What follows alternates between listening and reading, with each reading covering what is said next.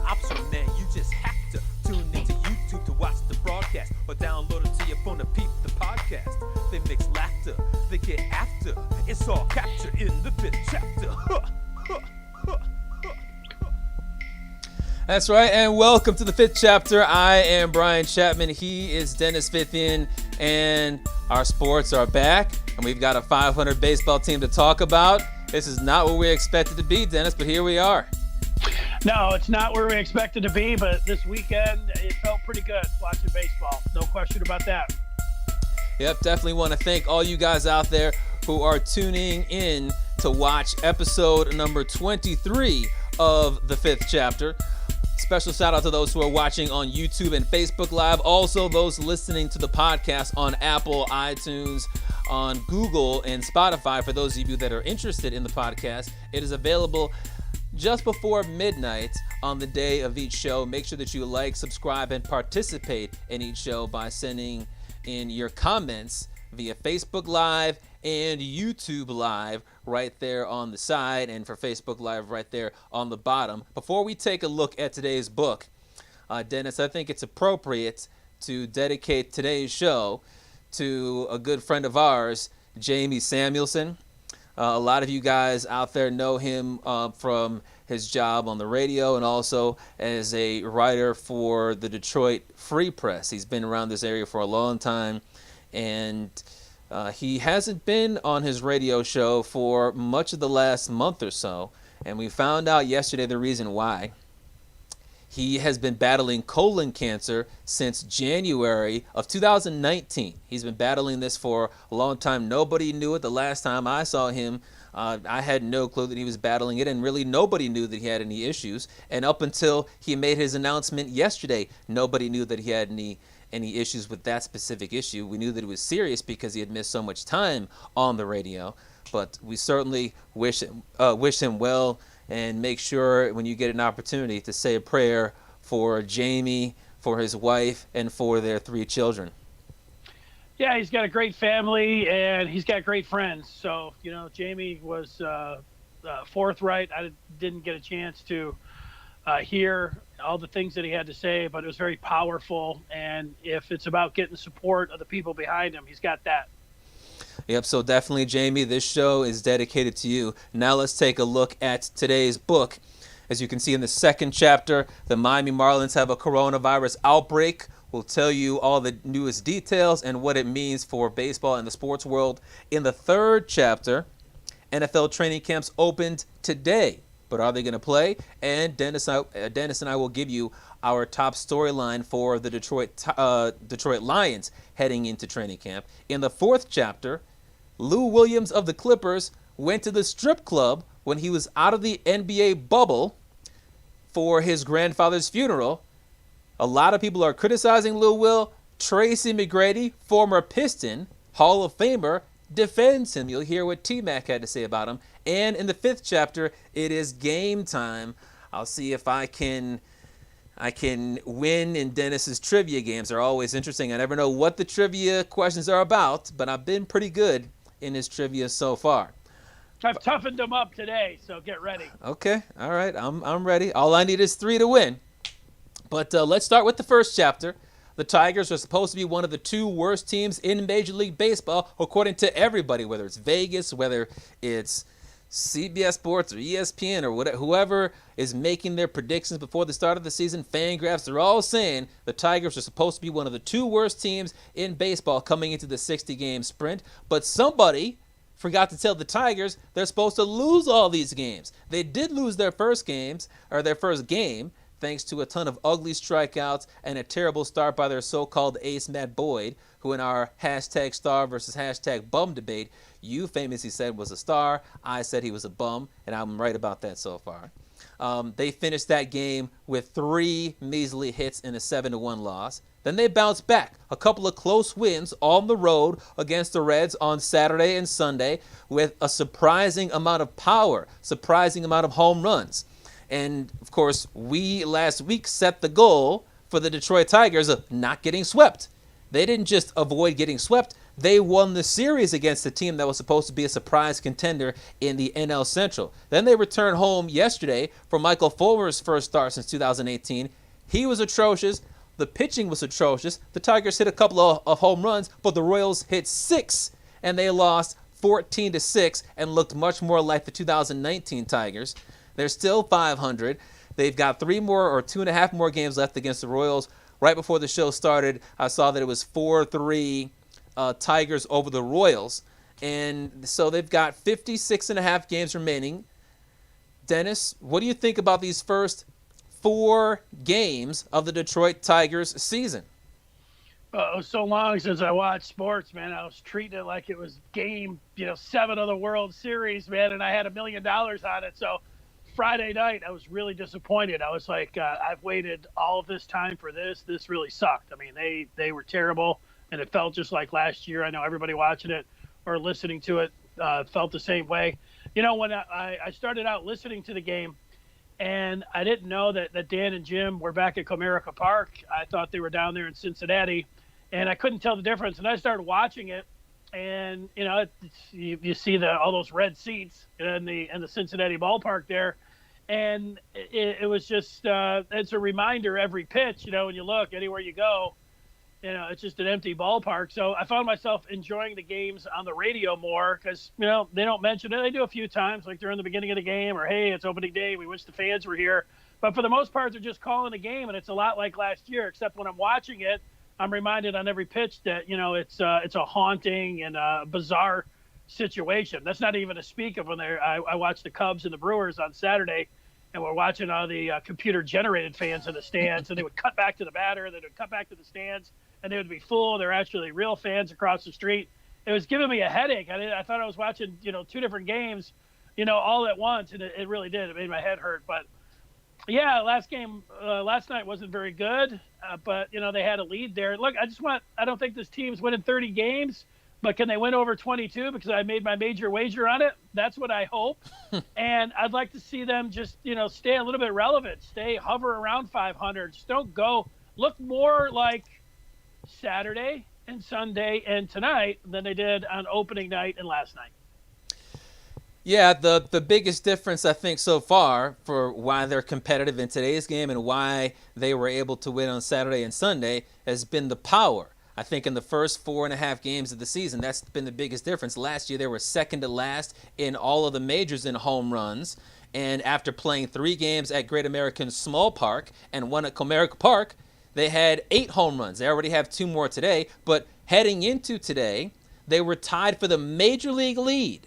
Who would have thought that the Detroit Tigers in 2020 would be tied to the major league lead with 8 home runs after 4 games, considering in 2019, it took them until game 19 to get their 8th home run. But whether it's Crone, who's got a couple already, Jones with his big home run over the weekend, Miggy his big home run over the weekend, Christian Stewart had his first hit of the season, which is a home run today. Jonathan Scope hit one into the weeds. They've got a lot more power than last year. So that was the biggest thing that I noticed with regard to the start of the season. Also, I think the Reds are frauds, and they have an awful bullpen.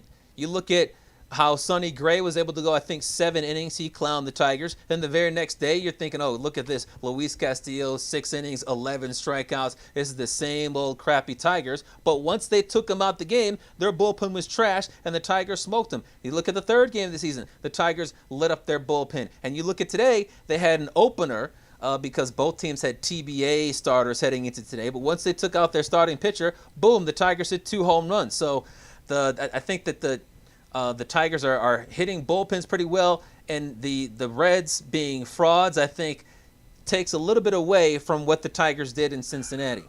Well, I would disagree a little bit with that. I think you look at the strength of those starters. I mean, you mentioned Gray and Castillo. I mean, those guys are pretty good. That changeup Castillo was throwing up there was is good. And in fact, statistically, it was better than anybody's in baseball last year.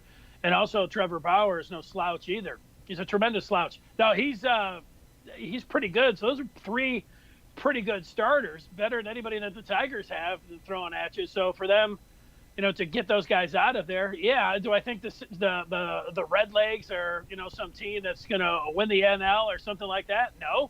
But they got 3 really good starters. Well, they didn't get Castillo out the game. Castillo was rolling, and then they took him out of the game, presumably because it was early in the season, and they didn't want to tax him. And then once they took him out, that's when you saw the Tigers hit the home runs to win the game. I think there'll be a lot of teams that will struggle against those 3 guys. Those are 3 pretty good starters. But your point, the bullpen, it was, of course, it was pretty shaky. I'd also give it up. And then the Reds also lost yesterday to the Cubs. So they're a 1-3 baseball team to start this year. Yeah, well, I would give it up to Miguel Cabrera, too. He hit the big home run on Saturday, then drew an impressive walk in the 9th inning, fighting out those pitches, 10-11 pitch at bat, got on base before Crone, hit the home run. Mm-hmm. Pretty important, so that was good to see from Miguel. Already some feedback. Paul says he's missing the West Michigan Whitecaps. And, that's one thing that we know that's not going to happen for sure. We're not going to see any minor league baseball unless they start showing some, video casts of those guys, pitching or hitting in the nets down in Toledo. But, if the season goes south, I'd be there for that. But, nothing yet on that. Keith says, we know the Tigers are pretenders. Funny, with only 60 games, that they are 1/15 or 6.7% done. The season will fly by if not canceled. They can't play. The Marlins can't play for a week. How does that work? Well, stay tuned, Keith. We'll get to that in chapter number 2.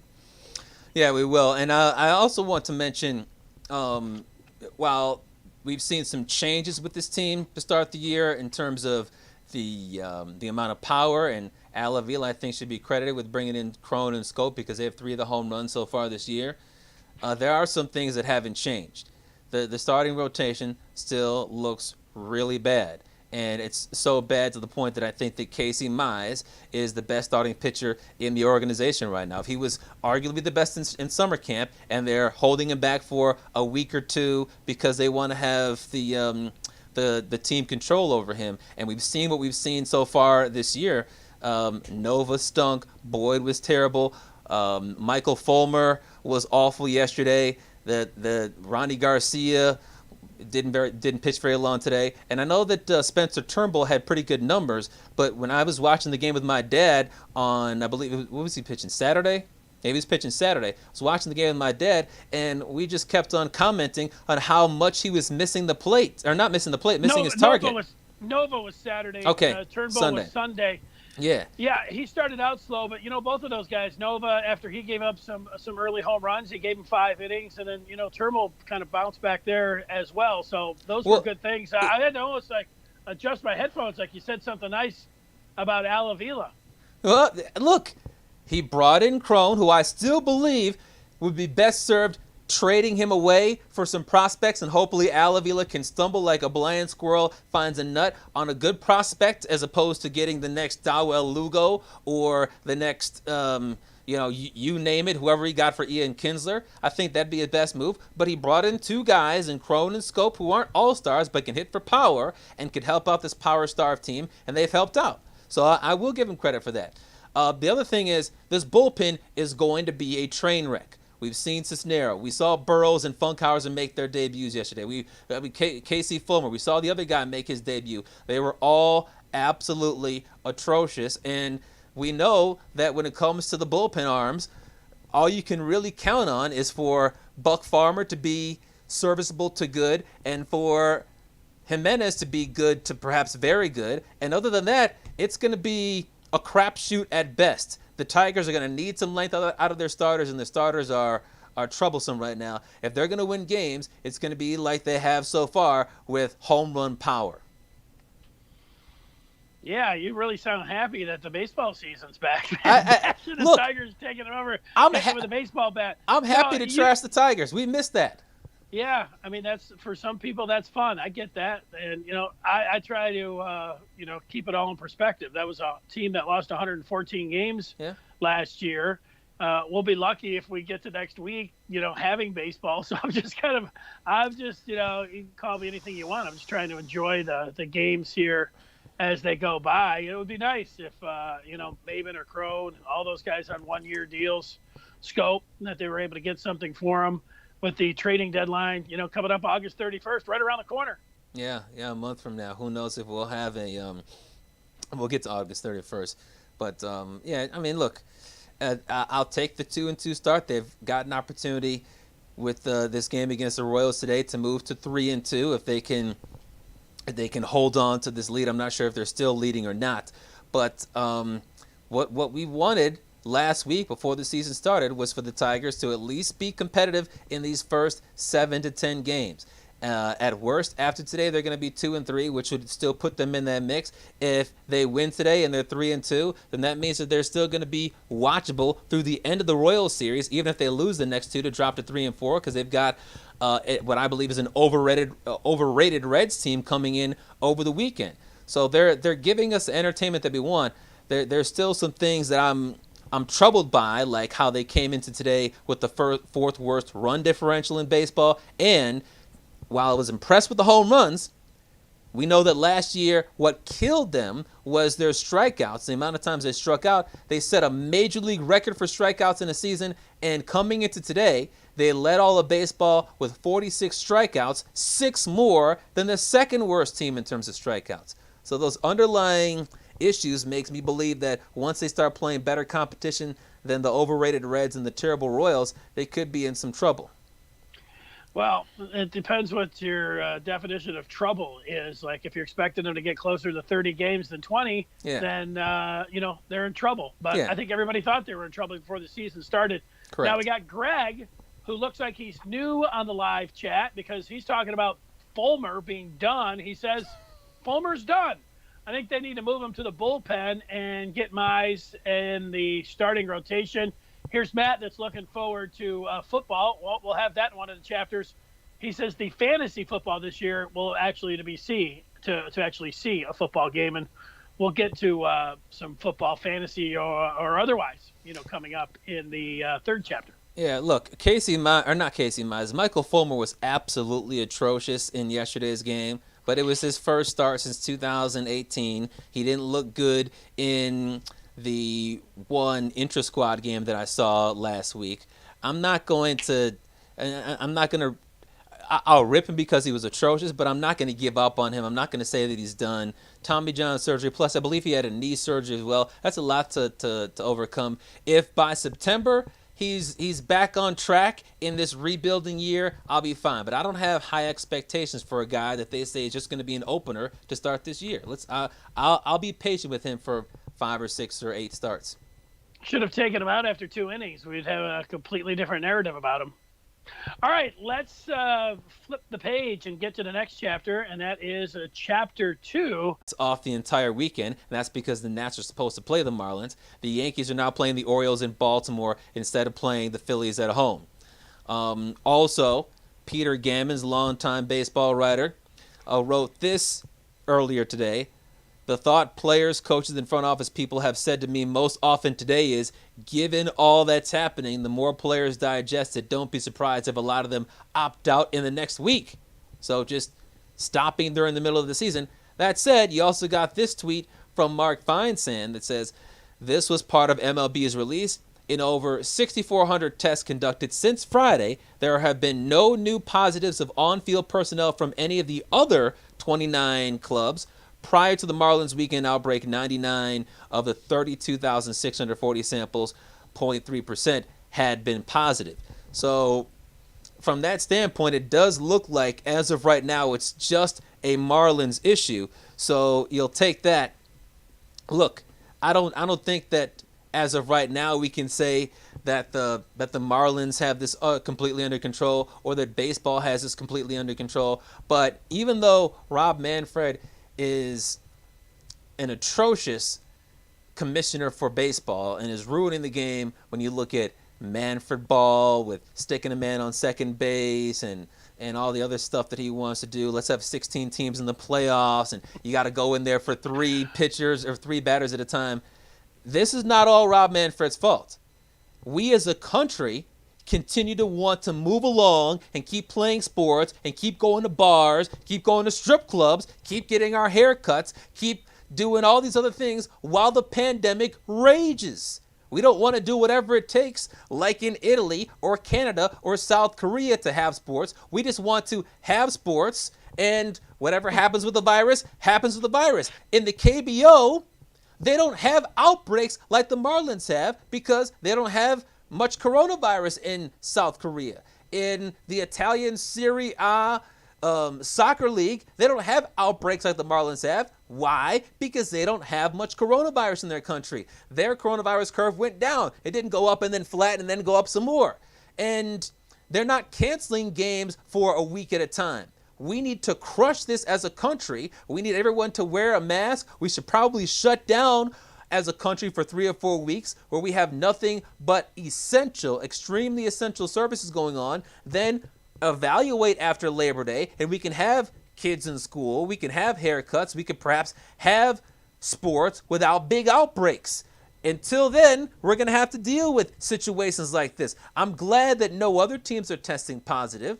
But one big outbreak, just one big outbreak, is already having a huge effect, not just on the schedule, not just on perhaps competitive balance issues, but also on other players and managers around the league saying, you know what? I know I committed to playing, but I might quit right now. Well, very uplifting sentiment from you there and listening to you. I mean, I get what you're saying. I think one thing that we should have kept an eye on maybe a week or two ago was Canada when they were like, Toronto, you're not playing. You can go play down in Buffalo. We're not having that with all the protocols and what's going on with baseball. See ya till next year. And the Blue Jays, flock south, for the summer here to play in Buffalo. Maybe we should have taken notice by that. Well, they don't want a bunch of coronavirus-laden Americans in their country. And think about this. Canada is looking pretty clean right now when it comes to coronavirus. Because of the way that things are set up, their Blue Jays would have to play not just the AL East, but the NL East, meaning that they would probably have to welcome the Miami Marlins from the filthiest in terms of coronavirus places on the planet right now. They'd have to say, come to the most populated city in the country with all your coronavirus. What if the Blue Jays had opened up with a series at home against the Marlins, and the Marlins had brought their Rona across the border? That would be a disaster for our Maple Leaf buddies over there. Yeah, Keith is rolling out the number to 17. Yeah, it's 17. It is. I mean, that's the thing. That's why when you think about competitive balance, and we know they have the taxi squad and everything else, but next week, how many players are really going to be available for them? They're going to be throwing a hodgepodge team out there, and the one thing that you're here on, and and all the things that you said about the protocols and the U.S. as a whole, if it continues on, well, the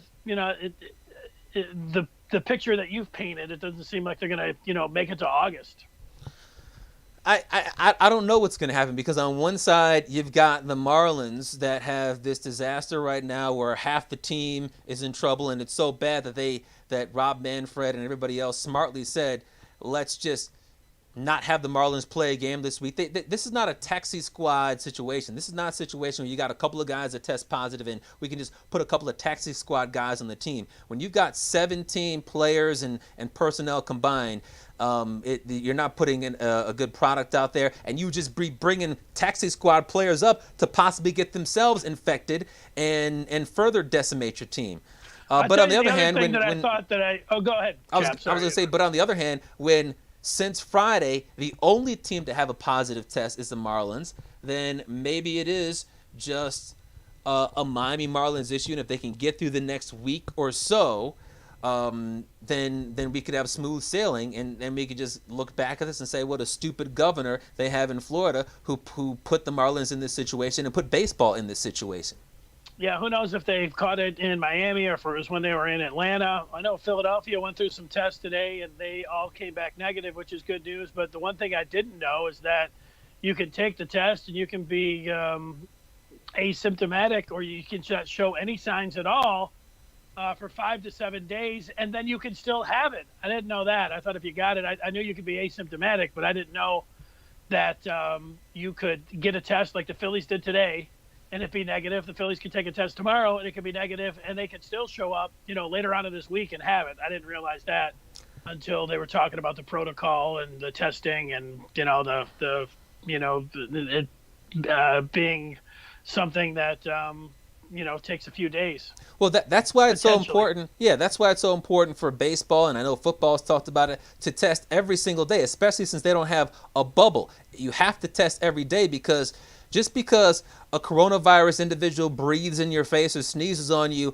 on a Sunday doesn't mean if you take a test 5 minutes later, you're going to test positive, or you take a test the next day, you're going to test positive. I brought this example up last week, but I'll do it again in terms of football when they're talking about after 2 weeks, we'll just do it every 3 days or 3 times a week.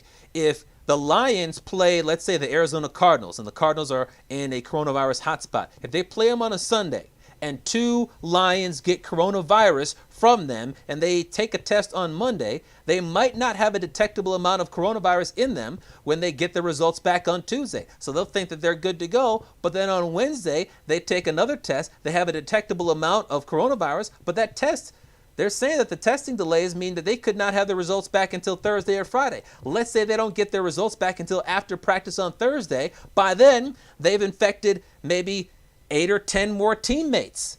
And then those players, when they were tested on Wednesday, test negative, but then on Friday, they get tested again. They might not get their test results back until Saturday or game day Sunday. And by then, if you got a dozen, you got 15 players that test negative, it's too late. You got to nip this in the bud to ensure that you don't have this thing spreading around. Baseball, it seems like they're testing everybody on a regular basis every day. Certainly, they're doing that with the teams that are affected by the Marlins.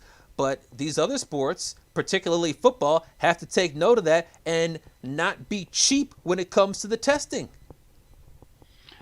Yeah, no, you're right about all of that. I've been responding to some of the messages here. People were talking about some different audio and video things. Nothing audio sounds good tonight. That's the good news. And the last week or so, occasionally you get a little bit of the video slowing down there. So it looks good right now, though. Although, Chap, just when I said that, you kind of popped over here, then moved down there. It was kind of sweet, like you're almost breakdancing. Uh-oh. Well, I also want to throw something else out there. And we mentioned how some of the players and coaches, and you had Peter Gammons saying that there are players and coaches that are saying that they might opt out. Dave Martinez, the manager of the Washington Nationals, addressed that just yesterday. And here's what he said in his post-game Zoom call with the fake and dishonest media. I really am, So I go from here, home, back here every day. That's all I do. I wash my hands. I went from 47 times a day to probably 99 times a day. Wear my mask everywhere I go. So, but, there's always, there's that concern, You don't know, right now you don't know if, because of my heart condition, what happens, to me if I do get it. So I got to be extra careful. With that being said, sometimes I tend to put myself aside and worry about other people more than me. I think that's why I'm here, because I worry about those guys before I put myself first. So there you go with Dave Martinez, and he's certainly in a unique situation because he said that he has a heart issue, but he started off that whole thing by saying, I'm scared. If you got players and you got managers that are looking at what's going on in Miami and they're saying they're scared, and particularly the managers and pitching coaches who are, in some cases 2 and 3 times older than the players and at are higher risk, they don't want to have a Marlins-like outbreak. If something like that happened with the Nationals, we could be talking about a situation where a week from now Dave Martinez is on a ventilator.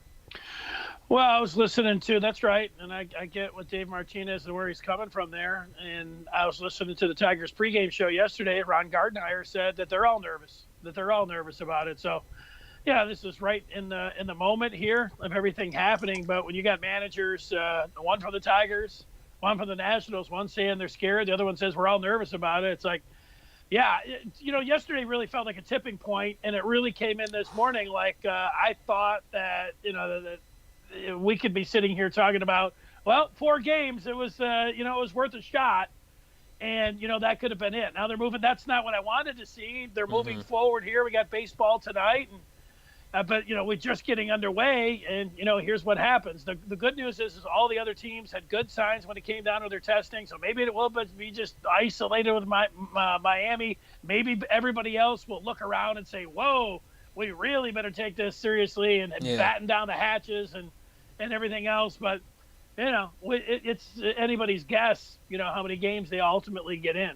Yeah, I will give you two pieces of good news for you and all other sports fans out there. Number one is that the NHL and NBA are playing in bubbles, and the NHL has not had any positive tests in the bubble. And I believe in the first week of the bubble, the NBA had 2 positive tests, but they haven't had any positive tests in a while in their bubble. So it looks like they'll be fine. Even if baseball is gone by a week from now or 2 weeks from now, those 2 bubbles look like they'll be able to provide us with some entertainment. And then number 2, if you look at the biggest coronavirus hotspots in the country right now, it's Florida, Georgia, Texas, Arizona, California. And when you think about that in terms of the geography of Major League Baseball, the Tigers don't play in any of those states. All their games are going to be in Michigan, Ohio, Pennsylvania, Illinois, Wisconsin, Minnesota, and Missouri. So that doesn't mean that they can't get coronavirus, but because the states that they're playing in have lower coronavirus levels, their governors have been doing, I guess, a better job of handling it, they're less likely to contract the coronavirus. Yeah, when you call the hockey bubble, just call it the double bubble. And then Paul is asking me the same question.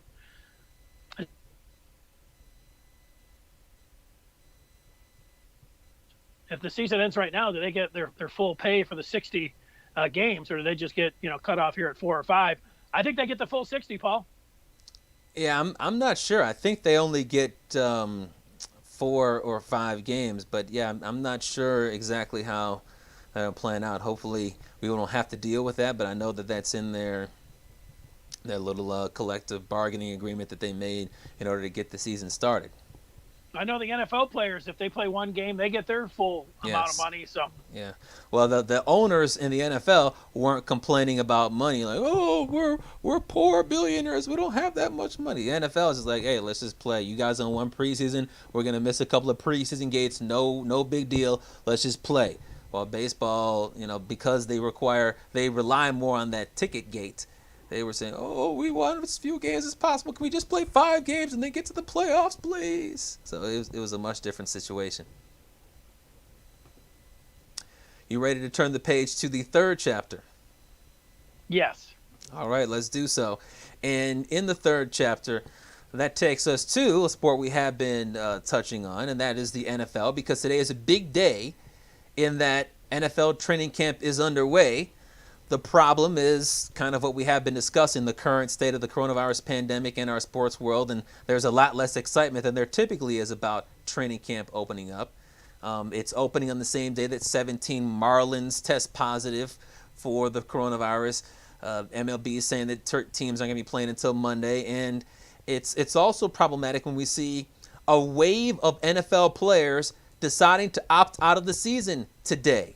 So far, there haven't been any Detroit Lions to opt out, but look at the organization that Bob Quinn loves to emulate, the New England Patriots. So far, 6 Patriots, including Dante Hightower, have said that they are opting out of the 2020 season. Additionally, Eric Sugarman, the man running the infectious disease control for the Minnesota Vikings, tested positive. I mean, he's their infectious disease expert. He's supposed to handle all this stuff, and not even he can stay away from the Rona.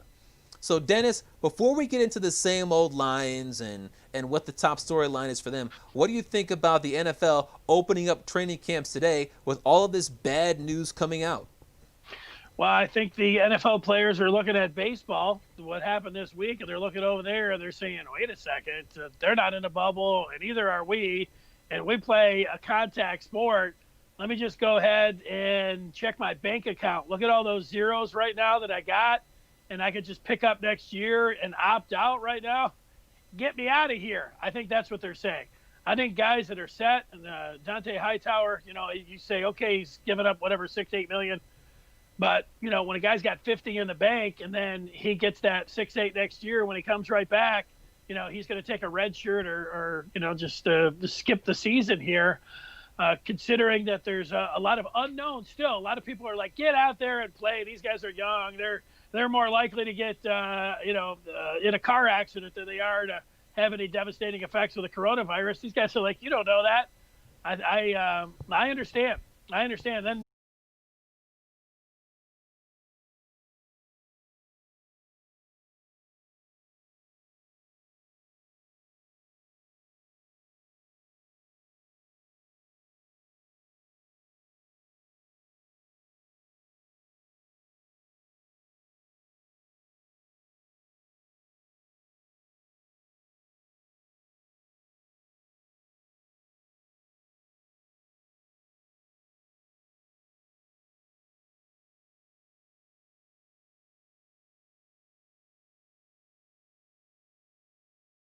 camp where the Lions did not allow him to throw a football for 6 consecutive days, and that rang alarm bells. I remember asking Dave Burkett on Twitter, have you ever heard of a situation where a starting quarterback who is healthy doesn't throw a football for 6 consecutive days? And he said no.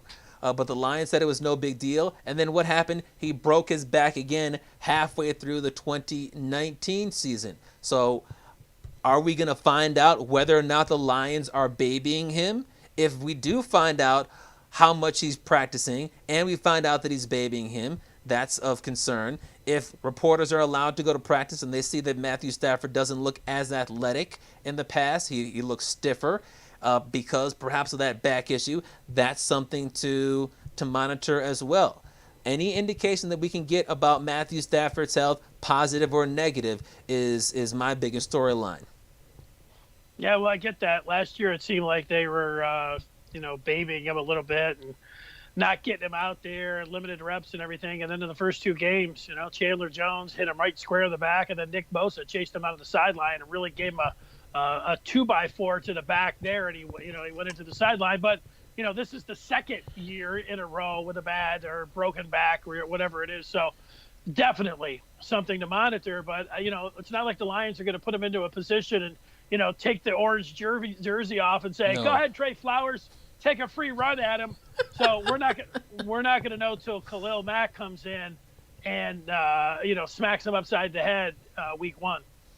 That's true, and that's the case, it seems, for all 32 NFL camps.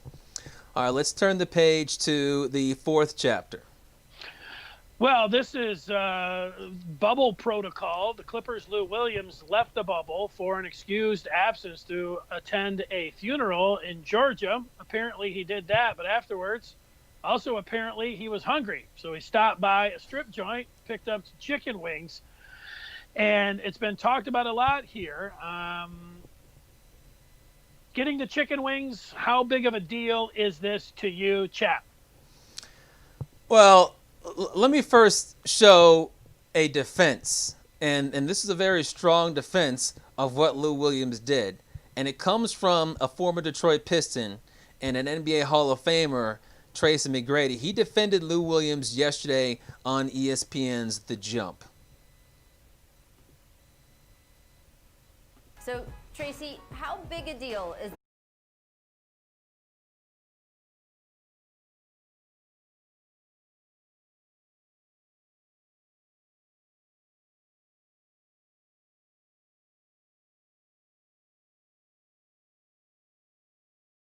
just be a situation where in a couple of days after a 10-day quarantine he's ready to go? He might have a positive test for the next month. This is a problem that Lou Williams brought upon himself. He did not have to go to the strip club even if he wanted to get those Magic City chicken wings. Well, I think you make a point there. I think McGrady's, or as my daughter, when she was 5 years old, used to call him when he played for the Pistons, McGravy. What Tracy McGrady was saying there, if like the NFL, you were reading some of their protocol and safety things that they have in the last chapter, and one of those, it says, avoid bars and spots like that. That's a hot spot. I don't know if the NBA gave Lou Williams directions on what he could and what he couldn't do when he left the bubble. Like they say, just go to the funeral and head right home. This is one of the things that teams that are outside of the bubble, they're making these decisions all the time. Like they're going to go get something to eat. Should Lou Williams have pulled out outside the club and got some curbside, yeah. But you know what? If he would have gone into like a McDonald's or something, it would have been the same situation. It does because it's NBA and strip clubs and millionaires. It does, and lemon pepper wings and Cajun thighs and spicy breasts and all that. So it's got that side to it. But it just shows you when you get outside that bubble how difficult it is for the teams that don't have a bubble, and how quickly you can get in trouble and how you can shut everything down. So Lou Williams should have been smarter. They should put the Lou Williams clause in there that if you leave, you need to stay out of these kind of places, and you need to have your head on straight, and you need to just go to point A and point B, or else, you could get fined. If you end up in a picture in a club or something, that's exactly what they're, trying not to do. Yeah, I'm not buying the argument that he was only there for chicken wings. I'm not going to deny that they're good because they have very great reviews, and I've actually found out in the last week or so that a lot of people do like to go to strip clubs just for food. And I'll give you a tease. On Thursday, I've got an Uber story related to this very subject. But you don't take a picture and then post it on Instagram or Twitter or whatever, wherever Jack Harlow was posting it, from a strip club because you were going there to get the food, especially if you don't even take a picture of the food. They were going there bragging about how they were going to get some TNA and not practice social distancing. That's what he was doing. It was high risk, and he obviously wasn't putting his team first. No, that's for sure. He was putting something else first.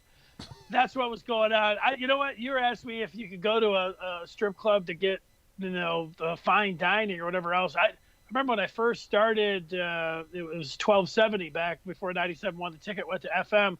Somebody was leaving, and it wasn't a strip joint, but it was close by the studio. It was a bikini bar, which is a close cousin to being a strip club. And I remember what I was surprised about were the bikinis one, but the second was they had like lamb chops and the food was really good. I just remember thinking, man, this place has got good food. Yeah, that has surprised me as well. I mean, I've only been to a strip club 3 times in my life, never in the state of Michigan, and I have heard from people that strip club food is really, really good. You talk about lamb chops, they got steak, they got ribs. A lot of them specialize in having Alaskan king crab, lobster, things like that. This isn't part of my story that's going to come on Thursday, but I was speaking to another rider about strip clubs being open and their food, and what he told me was that he knows people that work at one of the plants in Warren, one of the auto plants in Warren, and they like to call in their orders for lunch at one of the strip clubs on 8 Mile, which is obviously not far away. They'll go in after they call in their order, so their food is ready when they get there. They'll have a beer, not like 10 beers so they're drunk and can't drive back, but they'll have a beer. They won't get a lap dance. They'll eat their food, then they'll leave and go back to work, and they do so because the food is so good. So, I mean, I can't ever see myself going to a strip club and ignoring the dancers and saying, hey, you know what? This chicken breast is the only breast I'm thinking about. Or the only rack that I want is this rack of lamb.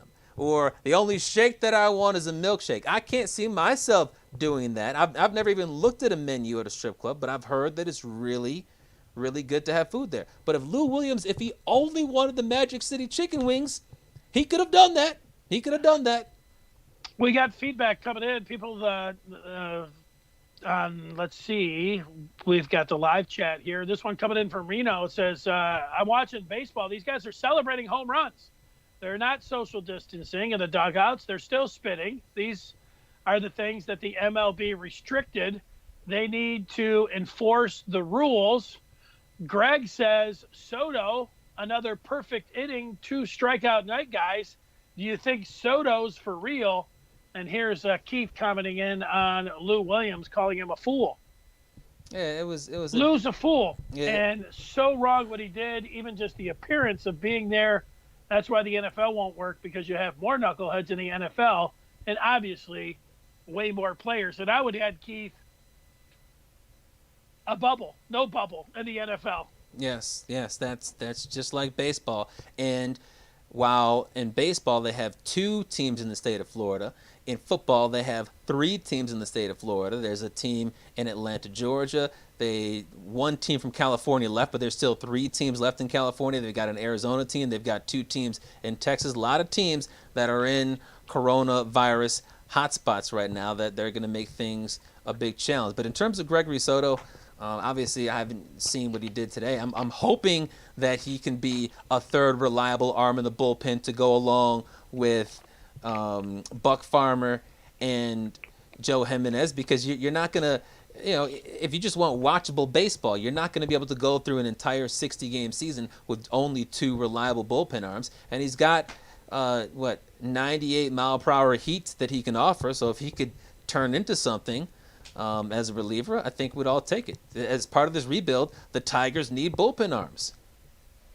I'm betting the Tigers tomorrow. So lay me down on that one for a major wager as we get into the 5th chapter, and it's trivia time. Oh, did you have a major wager for today? Yeah, I just said I'm betting the Tigers tomorrow. Okay. I'm going to go with 2 major wagers. One is going to be one that if you want, you can still take action on right now, and that is the Padres. They are a 1.5 favorite against the Reds. I'm sorry, not the Reds, the Giants. The Giants are absolutely atrocious this year. I believe they have the worst run differential in baseball, and that's at plus 110. So they're an underdog to cover that. The Padres have been really hot to start this year. I think that'd be a smart bet to take the Padres. And then the Astros game, I believe it started about a half hour ago, but I tweeted this out before the show, so it still counts. The Astros are getting a 1.5 against the Dodgers at home. It's at minus 130, but it's plus 1.5 runs. The reason is because of the pitching matchup. You got Walker Buehler pitching for the Dodgers, and you got some guy never heard of pitching for the Astros. But giving the Astros, one of the 2 or 3 best teams in baseball, a 1.5 at home, I think that that's a smart play. They've both got great lineups. If they can tag Walker Buehler or that bullpen for 5 or 6 runs, they don't even have to win the game. I like those 2 picks for the major wager. Now let's turn the page to the 5th chapter, and that means it's game time. Yeah, well, before that, we can announce a final from Comerica Park. Reno saying that the Detroit Tigers have won the game 4-3. So they get the home runs by Jonathan Scope, and they get the home run by Christian Stewart to put them up. And then the bullpen, the much maligned bullpen of the first chapter by Brian Chapman, comes through for the Tigers, and they do win it 4-3. So how about that? Yeah, I'll take it. I'll see if I can put up, before we get to the 5th chapter, the box score, so we can take a look at exactly what transpired. Give me a little bit. There. What do you think? There it is. Kind of hard to see. I'll Okay. put it up on. I'll put it up on the screen so that everybody can see it. All right. Well, here we go. Here's the trivia time for Chapman. Don't help him out. Oh, he doesn't look at the Facebook Live or the live chat, so you don't have to worry about that. All right, I'm going to give you some guys' names, and you give me the corresponding number. It's Detroit Sports. Who wore it best? And we're looking for those numbers. Are you ready? Oh boy, yeah. I won last time, but I'm nervous about this. I'm not good with numbers. But go ahead, I'm ready. Terry Sawchuk, Chauncey Billups, Lou Whitaker. 1. That one's easy. Definitely number 1. Matt Prater, Luke Kennard, Hank Greenberg, Nick Lidstrom. Oh. Matt Prater, Luke Kennard, Nick Lidstrom, Hank Greenberg. Oh, man. The one that's coming to me, I don't think it can be that. Although I think Matt Prater is a single-digit kicker. The number that's coming to my head is 7.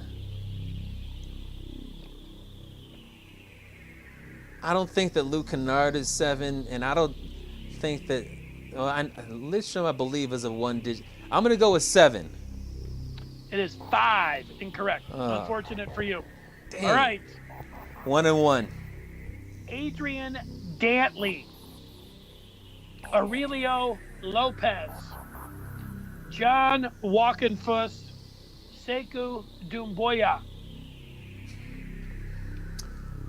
Oh gosh, only Doumbouya is playing right now, and I'm so bad with numbers.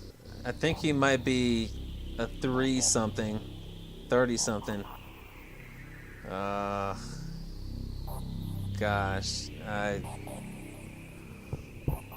no, he's 50-something, isn't he? What are those names again? Sekou Doumbouya, Walkenfuss, Aurelio Lopez, Adrian Dantley. 52. 45. Incorrect. 45. Oh gosh. Oh man, I might lose. Matt Boyd, Don Muehlbach, Torrey Hunter, Rick Porcello. 45. You just went to 45. These guys were all 48. Unfortunate for you. Oh! And the last one, Paul Coffey, Gosder Churlis, Frank Ragnow.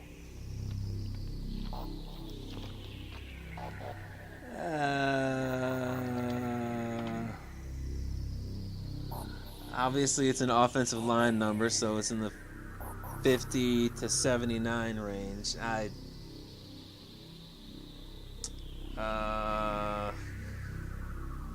they're cheerless, right? 61. I know I got that wrong. 77. Gosh, All right, Chap, that was unfortunate. terrible. Coming up on Thursday's fifth chapter are the Tigers' fifth place, plus Chapman's review of the lemon chicken wings at BT's. See you then. Yeah, right.